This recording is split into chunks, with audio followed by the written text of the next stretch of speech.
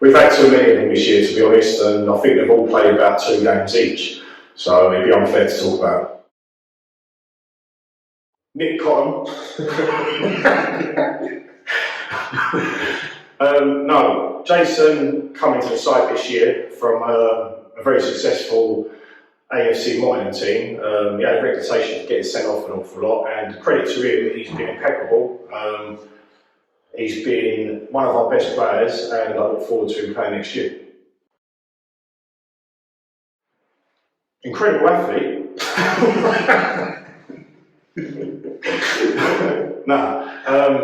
Listen, Ben's a soldier. In every team, you can't just have ballers, you need soldiers as well, people who are going to dig in, work hard, put a foot in, and he's certainly one of them.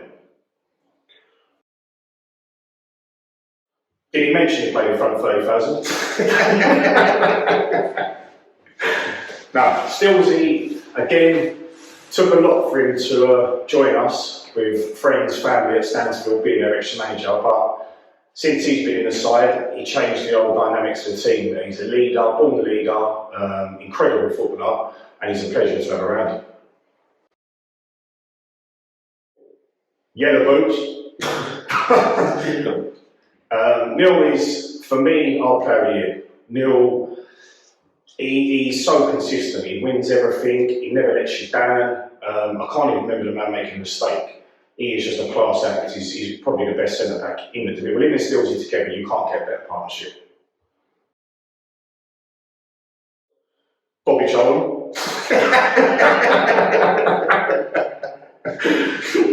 Jane Roberts, wand of a left foot.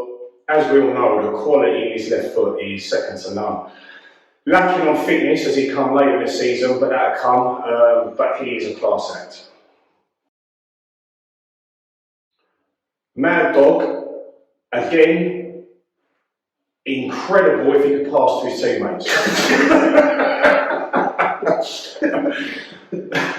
Now, Saunders is like Ben, he's another one. He's a soldier, he's a warrior, he's a battler, and like I say, you need them in your team. He's got experience, he's an older head now, and he knows that there's going to be games, it's going to be a dogfight, and that's his sort of game. Beanhead. Marlon's got the worst clobber in the team, but listen, he's got quality in abundance. The man is, for me, a seriously good footballer. He slows the game down, he keeps possession of the ball, he controls the midfield, doesn't always get the credit he deserves, but he is a class act. Don't try go drinking with that man. Trust me, that ginger man can drink. Chrissy Piper, as everyone knows, he's in a league of his own. Again, he had a few problems when he joined us in terms of outside football. Fitness wasn't the best, but you get that man fit and you've potentially got the best player outside of semi-pro football still to this day. He is quality. Who plays up front?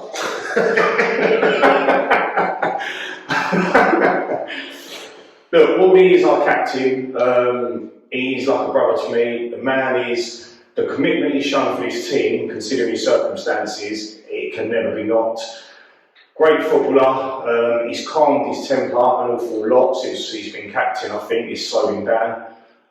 Yeah, and he's Wally's a quality player. Never on time. But Damien Scannell is in a league of his own.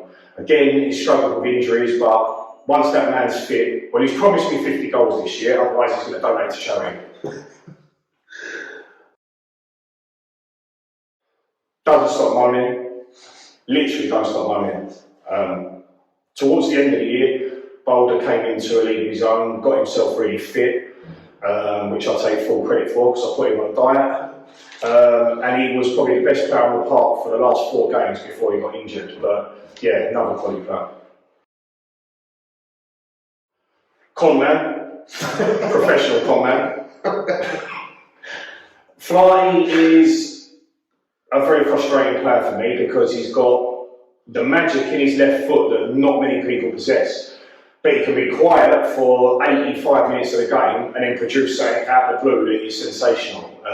And not many people have got that. Another class player, but again, needs to get fit.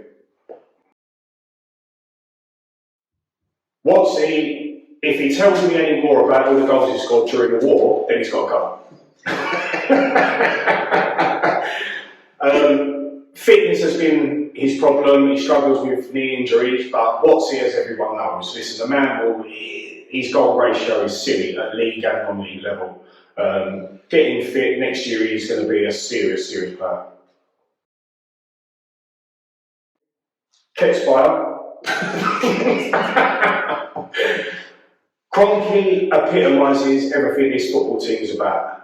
His commitment is unbelievable. He turns up week in, week out. He stands on the sideline. If selected, he doesn't moan. When he goes on, he gives 110% and he dies for the cause. He loves his team. Red Bridge away, blood running down his face, and he's a decent enough singer as well. Sick note. Ozzy Bayram, I've noticed with his kids. He is a very good footballer. He's about 6 stone wet, which has never changed since with his kids, but Ozzy's a good footballer, but he's been out for a very long time and we're just getting him back. So hopefully next year will be his year.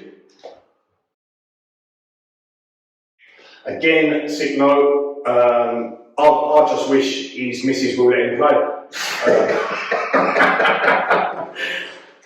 John, I've known for years, good footballer, he's going to slot into the team well, gives us a different formation, we can play 3 at the back when he plays, but he's been out for a long time for injury, and yeah.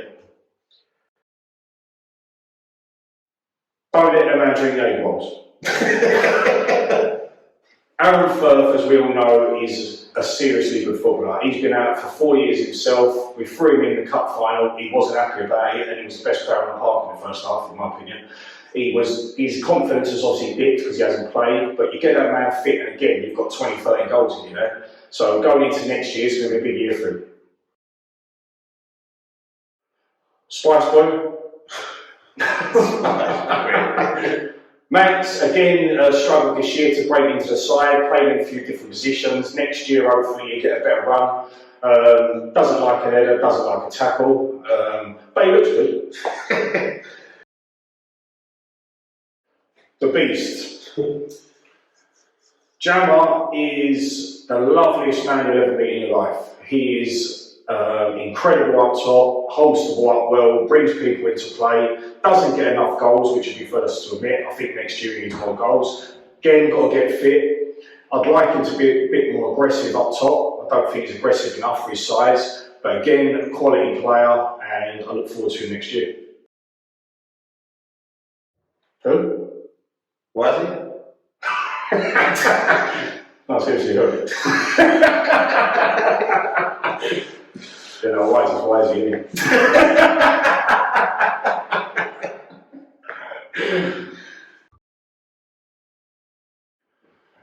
Look, if somebody said to us before this started, would we take promotion and 2 cup finals in our first season together during 3 lockdowns, would we have took it? Downright we would have. And we got promoted, albeit they just said it was too good for the league. And we got to 2 cup finals, which were experience of their own. We made some memories to last a lifetime. But there's a bigger picture here, and we've achieved an awful lot off the field, not just on it. Not just with individual players, but I think we've galvanised the old community. We've got everyone together again. We've had hundreds turning up at our games, week in, week out. We've raised money for Sands United, bereaved fathers. The children are loving it, turning up with charcoal kits on. There's players in the team that fell out of love with the game that are now back enjoying it. So when you put all that together and you look at it, what we've achieved in such a short space of time is incredible, really, and it's a credit to everyone involved. So yeah, I'd class it as a very successful year. The treble, that's got to be the aim next year. I think this year, the hurt that we felt in them cup finals is going to set us in good stead for next year. I mean, the teams we lost to, arguably the best in the South East in Kent, the one well, and arguably the best in the capital, West Fulham, where they are now, it's only going to spur us on next year. Everything in life happens for a reason, and this year's been about getting us together, getting us out there. We've had, like I say, 3 lockdowns. Going into next year, it'll be a constant run of games, training. We'll be more equipped for it. Vets football's not an easy thing to adapt to. It's something up here more than your body.